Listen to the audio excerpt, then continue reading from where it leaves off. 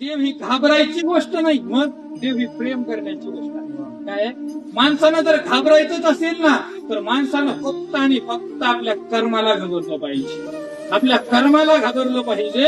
अरे आपण काय कर्म करत आहोत याचं फळ आपल्याला भोगायचं आहे, याचं आत्मचिंतन केलं पाहिजे. बाकी कोणाला जगात घाबरायची गरज नाही हो. माणसाचं फक्त कर्म चांगलं असेल, माणसाचं मन सांगत असेल ना माझं कर्म चांगलं आहे, बाकी कोणाला घाबरायचं नाही. म्हणून देवाला घाबरायचं नाही, कर्माला घाबरायचं. त्याचं आत्मचिंतन करत असताना कधीतरी एकांतामध्ये बसा, डोळे झाका आणि आपला 5, 10, 20, 25, 30 वर्षापूर्वीचा काळ आठवा. अरे त्या दिवसापासून आजपर्यंत जर आपली प्रगती झाली असेल तर आपण ठरवा आपला मार्ग नक्कीच योग्य आहे, आणि आपली जर अधोगती झाली असेल तर आपलं नक्कीच काहीतरी चुकलेलं आहे. अरे वेळीच सावध व्हा आणि आपला मार्ग बदला, चांगल्या मार्गावरती येऊन अनुकरण करा. अरे झालं ते गेलं सोडून द्या, पण इथून पुढे तरी नका करू नाश आयुष्याचा. म्हणून कर्माला घाबरलं पाहिजे, बाकी इतर गोष्टीला घाबरू नका.